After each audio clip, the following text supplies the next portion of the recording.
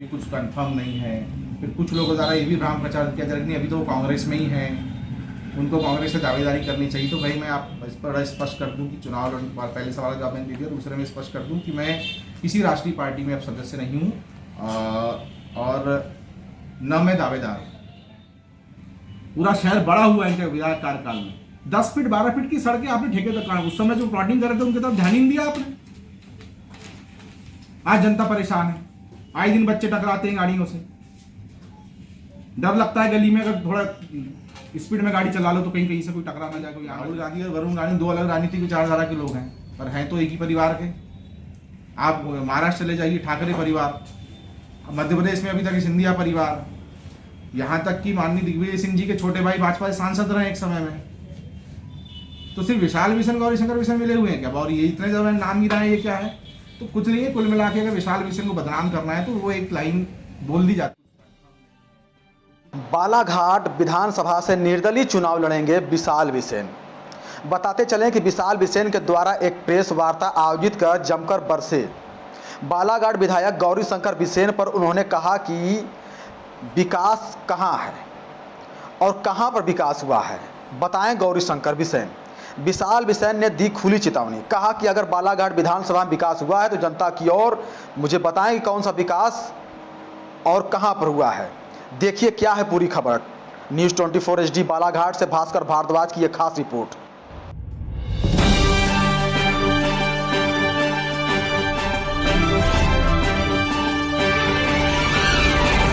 कुछ कंफर्म नहीं है।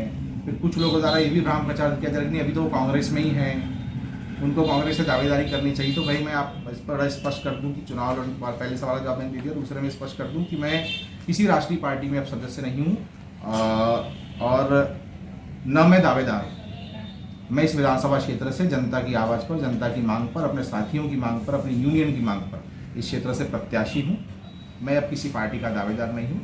पार्टी में जो चाहे दावेदारी कर सकते हैं लोग, उनकी इच्छा है, पर मैं किसी पार्टी का दावेदार नहीं। मैं यहाँ तक कि अपना आवेदन भी किसी पार्टी को नहीं देने वाला हूँ। मेरा आवेदन जनता के हाथ में जाएगा, जनता तय करेगी उन्हें मुझे मौका देना है या नहीं देना। ये एक सवाल उठ रहा है, उस पर भी मैं जवाब इसलिए मैं स्पष्ट कर दूँ आपको। फिर मुझे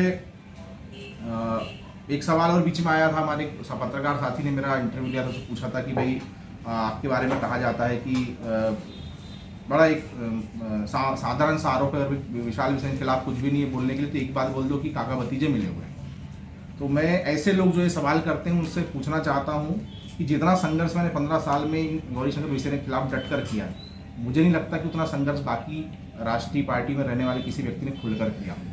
क्योंकि जब आप सत्ता से संघर्ष करते हैं ना, तो जीवन में सामाजिक, आर्थिक, व्यक्तिगत और राजनीतिक हर तरीके के नुकसान भी उठाने पड़ते हैं। और ये सारा मीडिया जगत जानता है, सारा जिला जानता है, सारा शहर जानता है कि विशाल बिसेन ने और विशाल बिसेन के छोटे भाई वैभव बिसेन ने किस तरीके से कदम कदम पर जो है नुकसान भी उठाए सत्ता के विरोध के। कई बार हमें गिरफ्तार किया गया, नज़रबंद किया गया, हमारे खिलाफ मुकदमे बनाए गए, फर्जी मुकदमे बनाए गए, हमारे छोटे भाई की पंचायत कार्यालय अच्छे कामों की भी जाँच हुई, कई तोड़फोड़ हुई, मेरे ऑफिस के पौधे तक उखाड़ दिए गए, मेरी मदर के नाम से जो है वो आपराधिक फर्जी केस बनाए गए। तो ऐसे में बहुत सारी प्रताड़नाएं झेली हैं, पर आप लोगों के सहयोग से, मीडिया के सहयोग से, इस क्षेत्र की जनता के सहयोग से हम हमेशा उन विपरीत परिस्थितियों से जो है उभर कर सामने आए और हमने संघर्ष जारी रखा और हम उस संघर्ष से बाहर आए। इसके लिए मैं मीडिया का भी धन्यवाद करूंगा कि आप लोगों ने हमेशा सच का साथ दिया। मेरे खिलाफ अनेक गलत मामले जो है जो कि चाहते आप लोग तो उसको अलग तरीके से उठा सकते थे, पर मीडिया ने हमेशा मेरा पक्ष आगे रखा,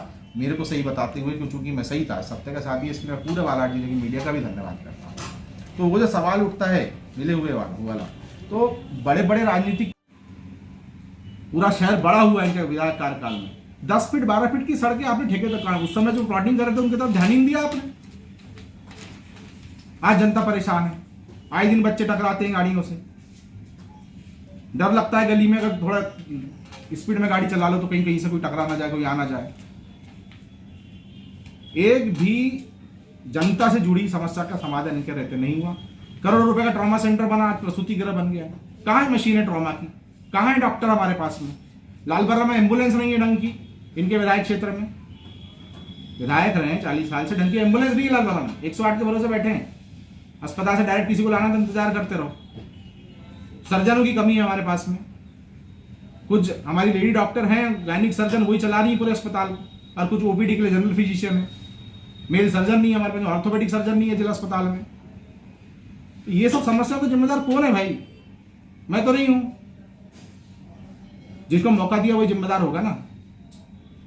ये सारे सवाल मेरे विधायक से हैं, ये मैं कहना चाहता हूं आप सभी से। मैं चाहता हूं कि इन मामलों को आप लोग उठाएं। जैसे ये जो कल आज जो अखबार में छपा है, जो छप रहा है, मैं सब मीडिया से भी अनुरोध करता हूं कि इस पर अपना कंटेंट भी आप लोग डालो।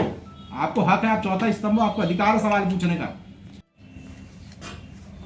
भाई राहुल गांधी और वरुण गांधी दो अलग राजनीतिक विचारधारा के लोग हैं, पर हैं तो एक ही परिवार के। आप महाराष्ट्र चले जाइए, ठाकरे परिवार, मध्य प्रदेश में अभी तक सिंधिया परिवार, यहां तक कि माननीय दिग्विजय सिंह जी के छोटे भाई भाजपा सांसद रहे एक समय में। तो सिर्फ विशाल विशन, गौरीशंकर विशन मिले हुए हैं क्या? और ये इतने ज्यादा नाम गिरा है, ये क्या है? तो कुछ नहीं है। कुल मिला के अगर विशाल विशन को बदनाम करना है तो वो एक लाइन बोल दी जाती है जिसका कोई अर्थ नहीं है। और इसको लेकर कुछ दिन पूर्व जो है बालाघाट के विधायक गौरीशंकर बिसेन द्वारा गर्रा में जब पुलिस चौकी का उद्घाटन करने आए थे, उनने भी अपने उद्बोधन में चीज कही थी कि मेरा इनसे कोई रिश्ता नहीं है, संबंध नहीं करके। तो मैं समझता हूँ कि अगर मेरी बात पर यकीन न हो तो उस वीडियो को फिर से दिखाया जा सकता है, क्योंकि उस समय मेरे से बालाघाट की प्रतिष्ठित अखबार ने हमारे तेज भाई यहाँ बैठे, उन्होंने मुझसे बाइट भी मांगी थी, पर मैंने कहा था कि मैं अभी कुछ नहीं बोलूँगा, सही समय आने पर बोलूँगा। आज मेरे ख्याल से सही समय आ गया है कि इस बात को रखा जाए। तो ये भ्रामक प्रचार है, इसको मैं चाहता हूँ जनता तक ये बात पहुँचे कि मेरे खिलाफ झूठी अफवाहें फैलाई जा रही है। तीसरा ये है कि बालाघाट शहर में लंबे समय से आप देख रहे हैं जो राजनीतिक परिस्थितियां हैं, खासकर सत्ता पक्ष के विधायक के द्वारा पिछले 6 महीने में जो बालाघाट में उनके द्वारा कृत्य किए गए, 6 महीने बोले साल भर में जो कुछ भी हुआ है, वो कहीं ना कहीं जनता के अहित में किए गए काम। इसमें से आप लालबर्रा में देख सकते हैं किस तरीके से वहां पे सर्किट हाउस की दीवार, पीडब्ल्यूडी के सर्किट हाउस की दीवार को तोड़वा दिया गया, बिना कोई टेंडर निकाले, बिना कोई इनोवेशन का काम की शुरुआत किए। वहां पर कई सालों से स्थापित जनपद के द्वारा प्रदाय किए पट्टों पर बैठे हुए व्यापारी की दुकानों को दिन दहाड़े तोड़ दिया गया। उसके बाद पुलिस वहां के थाने की दीवार को तोड़ दिया गया बिना पुलिस हाउसिंग में कोई टेंडर निकाले। तो जिस तरीके से कानून को हाथ में लेके काम किए गए पिछले 6 महीने, वो बिल्कुल सही नहीं है। जनता को जिन लोगों के साथ, जिन दुकानदार व्यापारियों के साथ में अहित हुआ, उनको अपना अवसर रखने का, अपनी बात रखने का तक मौका उस समय नहीं दिया गया। अधिकारियों ने अपने हाथ खड़े कर दिए, प्रशासन ने किसी तरीके का उन व्यापारियों को कोई सहयोग नहीं किया। आज वहाँ पे जनपद की निधि से और विधायक की निधि से वहाँ को चौड़ी सड़क बना रहे हैं, पर जो 50, 60, 70, 100 घरों का लगभग व्यापार जो प्रभावित हुआ है, उन 100 परिवारों के चूल्हे नहीं जल पा रहे कई महीनों से, उस पर विधायक क्या कहेंगे? उस पर उन्होंने सिर्फ एक लाइन में बोल दिया कि अतिक्रमणकारी थे। तो भैया अगर अतिक्रमणकारी थे और 50 साल से स्थापित थे, तो उनको पहले विस्थापित किए जाने की योजना बनाई जानी चाहिए थी, उनको विस्थापित किया जाना चाहिए था। उसके बाद में फिर उनके जो आजीविका के साधन है उनको हटाए जाने चाहिए, और ऐसा कुछ किया नहीं गया। उसके अलावा मैं आपको बता दूं कि बीच में आपने ये भी देखा होगा कि बालाघाट में अभी कुछ दिनों से हम देख रहे हैं कि विधायक जो है यहाँ की पिछले महीने गर्मी में निकले थे पूरे शहर में सफाई अभियान करने के लिए, कि पूरा हर एक दिन में एक बोल रहे हैं। 2018 का इनका वो देख लो आप घोषणा पत्र, शक्कर कारखाना खुला क्या? मैं पूछता हूँ गौरीशंकर बिसेन से, कहाँ है शक्कर कारखाना?